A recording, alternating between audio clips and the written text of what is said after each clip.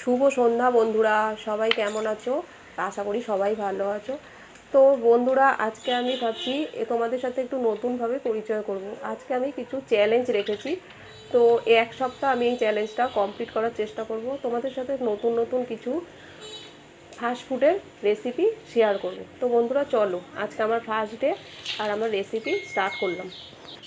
তো ফার্স্ট ডেতে আমি আজকে বানাবো চটপটা ঘুগনি। তো কড়াই গরম হলে তার মধ্যে একটু সরষের তেল দিয়ে তার মধ্যে একে একে শুকনো লঙ্কা, দারচিনি আর জিরা ফোড়নে দিয়ে দিলাম। তো গোটা মশলাটা একটু ভেজে নেব। তারপর আমি তেলের মধ্যে একটু কেটে রাখা আলু দিয়ে দিলাম। আলুগুলো হালকা ভাজা হয়ে গেলে 2 টেবিল স্পুন নুন দিয়ে দেবো। সাথে দেব 1 টেবিল স্পুন হলুদ গুঁড়ো, 1 টেবিল স্পুন লঙ্কার গুঁড়ো। এবার দিচ্ছি হাফ টেবিল স্পুন জিরের গুঁড়ো। এবার এই মশলাগুলো দিয়ে ভালো মতো একটু ভেজে নেব।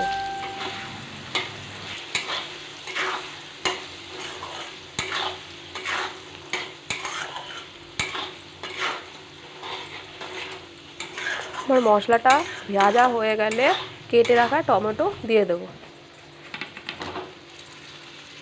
টমেটোটা মিশে যাওয়া পর্যন্ত একটু ভেজে নিতে হবে।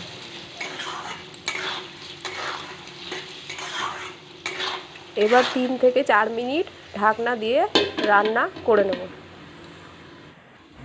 তো 4 মিনিট পর আমি ঢাকনাটা তুলে নিলাম।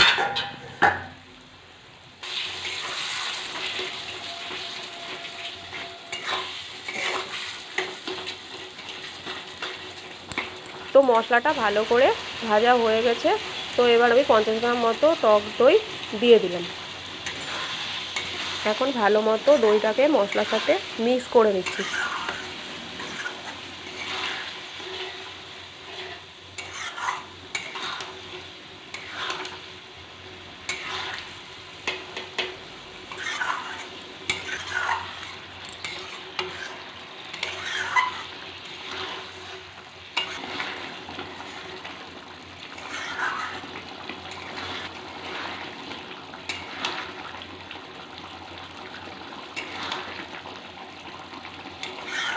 গ্রেভিটা ভালো মতো হয়ে গেলে তারপর আমি মটর দিয়ে দিচ্ছি।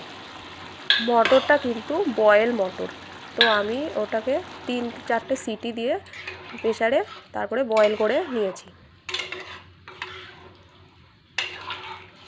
এরপর আমি 2 কাপ মতো জল দিয়ে দিচ্ছি।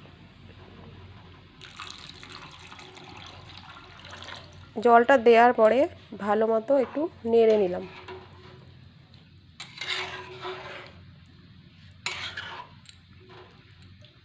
এবার আমি ঢাকনাটা দিয়ে 10 থেকে 15 মিনিট পর্যন্ত রান্না করে নেব।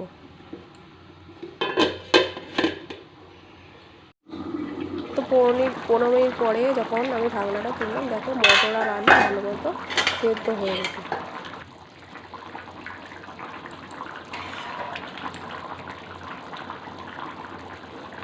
তো জলটাও একটু কমে গেছে। এবার আমি হাফ টেবিল স্পুন গরম মশলা দিয়ে দিচ্ছি। সাথে দেব 1 টেবিল স্পুন ঘি।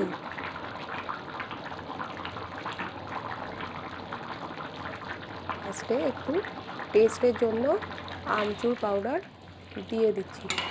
এটা অপশনাল, আপনারা চাইলে দিতেও পারেন, নাও দিতে পারেন।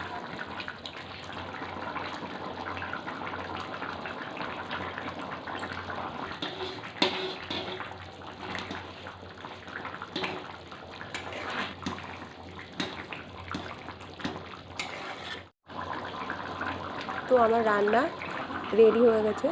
আমি গ্যাসটা অফ করে দিচ্ছি।